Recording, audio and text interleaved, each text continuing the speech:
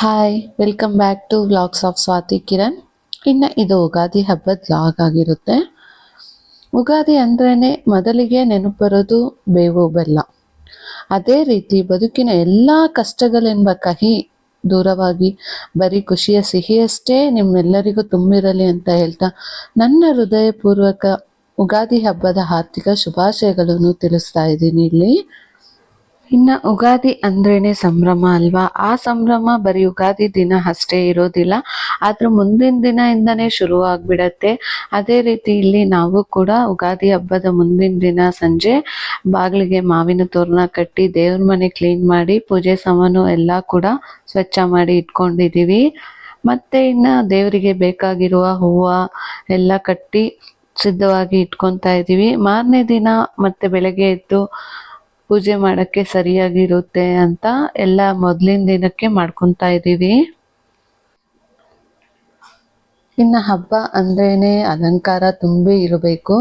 ಅದೇ ರೀತಿ ಇಲ್ಲಿ ಇನ್ನು ಯುಗಾದಿ ಹಬ್ಬದ ದಿನ ನಾವು ಕೂಡ ರೆಡಿಯಾಗಿ ಎಲ್ಲಾನು ಕೂಡ ರೆಡಿ ಮಾಡೋಕ್ಕೆ ಕಷ್ಟ ಆಗುತ್ತೆ ಅಂತ ಮೊದಲಿನ ದಿನನೇ ದೇವ್ರ ಮನೆಗೆಲ್ಲ ಸ್ವಚ್ಛ ಮಾಡಿ ಫೋಟೋ ಎಲ್ಲ ಕೂಡ ಒರೆಸಿ ಎಲ್ಲದಕ್ಕೂ ಅರಿಶಿನ ಕುಂಕುಮ ಇಟ್ಟು ಹೂವು ಎಲ್ಲ ಕಟ್ಟಿಟ್ಟು ರೆಡಿ ಮಾಡಿ ಇಡ್ತಾ ಇದ್ದೀವಿ ಇಲ್ಲಿನ. ಯಾಕಂದರೆ ಮತ್ತೆ ಮಾರನೇ ದಿನ ಅಡುಗೆ ಮಾಡೋಕ್ಕೆ ಕರೆಕ್ಟಾಗಿ ಇರುತ್ತೆ, ಒಬ್ಬಟ್ಟು ಊಟ ಎಲ್ಲ ರೆಡಿ ಮಾಡೋದಕ್ಕೆ. ಆವತ್ತಿನ ದಿನವೇ ಪೂಜೆ ರೂಮ್ ಎಲ್ಲ ಕ್ಲೀನ್ ಮಾಡಿ ಒಬ್ಬಟ್ಟು ಊಟ ಮಾಡೋಷ್ಟರಲ್ಲಿ ಸುಸ್ತಾಗಿಬಿಡತ್ತೆ ಎಲ್ರಿಗೂ ಕೂಡ. ಅದಕ್ಕೆ ನಾವು ಈ ರೀತಿ ಫಾಲೋ ಮಾಡ್ತೀವಿ.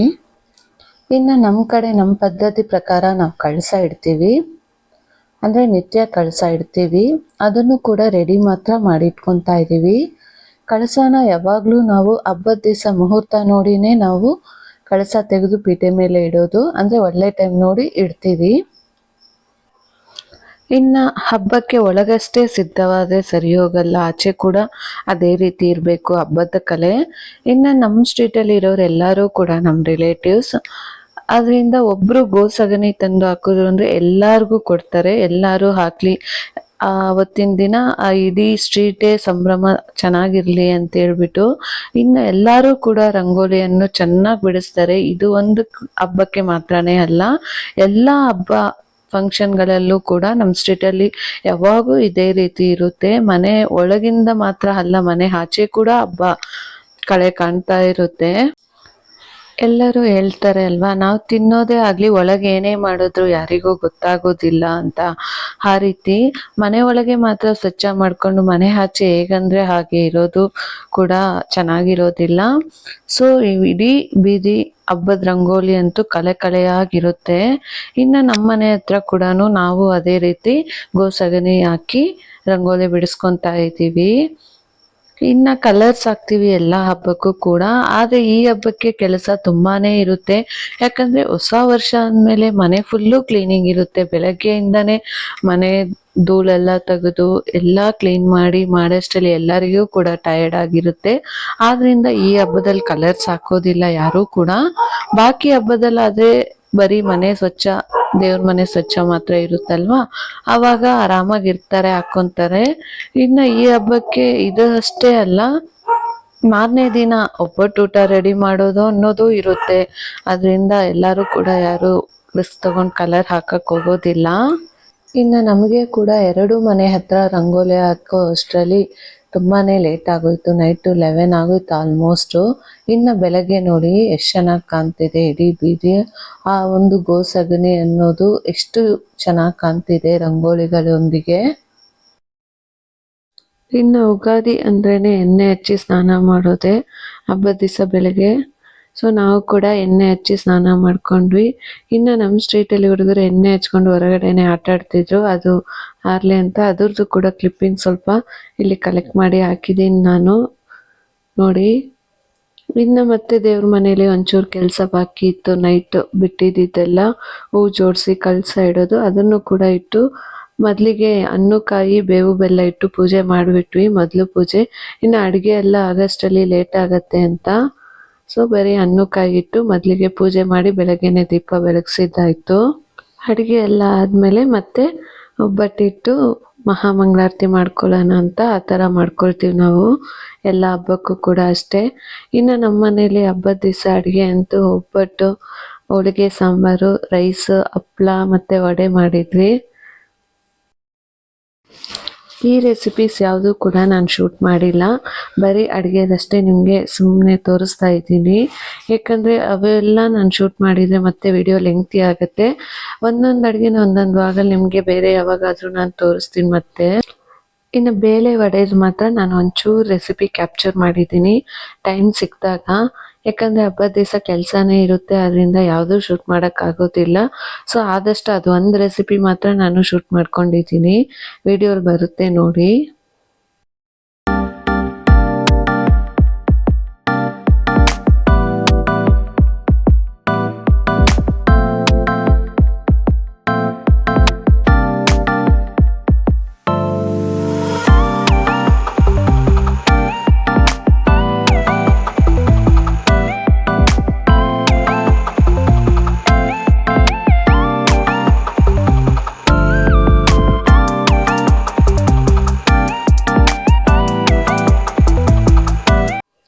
ವಡೆಗೆ ಅಂತ ನಾವು ನೆನ್ನೆ ನೈಟೇ ಕಡಲೆಬೇಳೆ ನೆನೆಸಿಟ್ಟಿದ್ವಿ. ನಾವು ಇದ್ರ ಜೊತೆಗೆ ಒಂಚೂರು ಕಡಲೆ ಬೀಜನೂ ಆ್ಯಡ್ ಮಾಡಿದ್ದೀವಿ, ಒಂದು ಸ್ವಲ್ಪ ಕಾಲು ಭಾಗ ಅಷ್ಟು. ಯಾಕಂದರೆ ಕಡಲೆ ಬೀಜ ಅನ್ನೋದು ಟೇಸ್ಟ್ನ ಎನ್ಹ್ಯಾನ್ಸ್ ಮಾಡಿ ಕೊಡುತ್ತೆ ವಡೆಗೆ, ಅದರಿಂದ ನಾವು ಅದನ್ನು ಕೂಡ ಆ್ಯಡ್ ಮಾಡ್ಕೊಂಡಿದ್ದೀವಿ. ನಿಮ್ಗೆ ಬೇಕಿದ್ರೆ ಹಾಕೊಬೋದು, ಇಲ್ಲ ಸ್ಕಿಪ್ ಮಾಡ್ಕೊಬೋದು. ಇವಾಗ ಇದನ್ನ ನಾವು ಒಂಚೂರು ಮಿಕ್ಸಿಗೆ ಹಾಕಿ ಚೆನ್ನಾಗಿ ರುಬ್ಕೊತಾ ಇದ್ದೀವಿ. ನಾವು ರುಬ್ಬೋ ಕಲ್ಲಲ್ಲಿ ಆಡಿಸ್ತಾ ಇಲ್ಲ, ಯಾಕಂದರೆ ಹಬ್ಬದ ದಿವಸ ಅದು ಮಾಡಿದ್ರೆ ಬಾಕಿ ಕೆಲಸ ಮಾಡೋಕ್ಕಾಗೋದಿಲ್ಲ. ಸೊ ಅದಕ್ಕೋಸ್ಕರ. ಮತ್ತು ಇಲ್ಲಿ ವಡೆಗೆ ಬೇಕಾಗಿರುವ ಈರುಳ್ಳಿ, ಕೊತ್ತಂಬರಿ, ಬೆಳ್ಳುಳ್ಳಿ, ಹಸಿಮೆಣಸಿನ್ಕಾಯಿ, ಚಕ್ಕೆ, 1 ಸ್ಪೂನ್ ಜೀರಿಗೆ ತೊಗೊಂಡಿದ್ದೀವಿ. ಇದರಲ್ಲಿ ಜೀರಿಗೆ, ಬೆಳ್ಳುಳ್ಳಿ, ಶುಂಠಿ, ಹಸಿಮೆಣಸಿನ್ಕಾಯಿ, ಚಕ್ಕೆ ಇದನ್ನು ಮಿಕ್ಸಿಗೆ ಹಾಕ್ಕೊತಾ ಇದ್ದೀವಿ. ಯಾಕಂದರೆ ಅದೆಲ್ಲ ಬಾಯಿಗೆ ಸಿಗಬಾರ್ದು ಅನ್ನೋದಕ್ಕೋಸ್ಕರ ಮಿಕ್ಸಿಗೆ ಹಾಕಿ ರುಬ್ಕೊಂಡು ಆಮೇಲೆ ಬೇಳೆನೂ ರುಬ್ಬಿರೋದು ಇರುತ್ತಲ್ವ, ಅದಕ್ಕೆ ಈರುಳ್ಳಿ, ಕೊತ್ತಂಬರಿ ಈ ಪೇಸ್ಟ್ನ ಹಾಕಿ ಮಿಕ್ಸ್ ಮಾಡಿಕೊಂಡು ವಡೆ ಮಾಡ್ಕೊತಾ ಇದ್ದೀವಿ ಅಷ್ಟೇ. ಬೇರೆ ಏನೂ ಸ್ಪೆಷಲ್ ಐಟಮ್ ಹಾಕಿಲ್ಲ. ಸಾಲ್ಟು ನಿಮಗೆ ರುಚಿಗೆ ತಕ್ಕಷ್ಟು ಹಾಕ್ಕೊಂಡು ವಡೆ ಎಣ್ಣೆಯಲ್ಲಿ ಬಿಟ್ಕೊಳ್ಳೋದಷ್ಟೇ. ಇನ್ನು ಹಬ್ಬದ ದಿವಸ ನನ್ನ ಹಸ್ಬೆಂಡು ಕೂಡ ಬರ್ತೀನಿ ಅಂದಿದ್ರು, ಬೆಳಗ್ಗೆನೇ ಬರ್ತೀನಿ ಅಂದರು. ಆದರೆ ಏನೋ ಕೆಲಸ ಇತ್ತು, ಅವರು ಈವ್ನಿಂಗ್ 5 o'clockಗೆ ಬಂದರು. ಮತ್ತು ಬಂದಮೇಲೆ ಅವರು ಒಂದು ಸ್ವಲ್ಪ ಹೊತ್ತು ರೆಸ್ಟ್ ತೊಗೊಂಡ್ರು. ಇನ್ನು ಅವರೇ ಒಬ್ಬರೇ ಡ್ರೈವ್ ಮಾಡ್ಕೊಂಬರ್ತಾರೆ ಪಾಪ, 120 ಕಿಲೋಮೀಟರ್ಸು ಸಾಕಾಗಿರುತ್ತೆ ಅಂತ ಅವರು ರೆಸ್ಟ್ ತೊಗೊಂಡ್ರು ಒಂದು ಸ್ವಲ್ಪ ಹೊತ್ತು. ಇನ್ನು ನಮ್ಮೂರಲ್ಲಿರುವ ನರಸಿಂಹಸ್ವಾಮಿ ಮತ್ತು ಶ್ರೀನಿವಾಸ ದೇವಸ್ಥಾನ ಕಲ್ಯಾಣೋತ್ಸವ ನಾವು ಮತ್ತು ನಮ್ಮ ರಿಲೇಟಿವ್ಸ್ ಸೇರಿ ನಡೆಸೋದು. ಅಂದರೆ ಯುಗಾದಿ ಹಬ್ಬದ ದಿನ ಶ್ರೀನಿವಾಸ ಕಲ್ಯಾಣ ಉತ್ಸವ ಬರುತ್ತೆ ಯಾವಾಗಲೂ ಕೂಡ. ಇನ್ನು ಈವ್ನಿಂಗ್ ಆ ಉತ್ಸವಕ್ಕೋಸ್ಕರ ನಾವು ಇಲ್ಲಿ ಹೂವು ಕಟ್ಟಿ ರೆಡಿ ಮಾಡ್ಕೊತಾ ಇದ್ದೀವಿ. ಇನ್ನು ಅದೇ ಟೈಮ್ಗೆ ನನ್ನ ಹಸ್ಬೆಂಡು ಕೂಡ ಬಂದರು. ಅವರು ರೆಸ್ಟ್ ತೊಗೊಂಡ್ಮೇಲೆ ಅವ್ರನ್ನೂ ಕರ್ಕೊಂಡು ಹೋಗೋಣ ಅಂತ ಅಂದ್ಕೊತಾ ಇದ್ದೆ. ಇನ್ನು ನರಸಿಂಹಸ್ವಾಮಿ ದೇವಸ್ಥಾನ ಉತ್ಸವದ ವಿಡಿಯೋ ನಾನು ಫುಲ್ ವಿಡಿಯೋ ನಿಮಗೆ ಆಲ್ರೆಡಿ ಹಾಕಿದ್ದೀನಿ. ಆ ವಿಡಿಯೋ ಯಾರು ನೋಡಿಲ್ಲ ಅಂದರೆ ಅದರ ಲಿಂಕ್ ಕೊಡ್ತೀನಿ ಡಿಸ್ಕ್ರಿಪ್ಷನಲ್ಲಿ, ಹೋಗಿ ನೋಡಿ. ಆ ವಿಡಿಯೋಯಿಂದ ನಾನು ಇದನ್ನು ಕಂಪ್ಲೀಟಾಗಿ ಕ್ಯಾಪ್ಚರ್ ಮಾಡಿ ಹಾಕ್ತಾ ಇಲ್ಲ, ಯಾಕಂದರೆ ಸೇಮ್ ಇರುತ್ತೆ ಅದು ಇದು ಕೂಡ.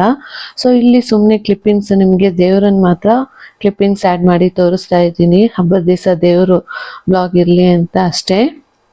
ಇನ್ನು ಈ ಬ್ಲಾಗಲ್ಲಿ ಇನ್ನೊಂದು ವಿಷಯ ಕೂಡ ಹೇಳಬೇಕು ಅಂದ್ಕೊಂಡೆ.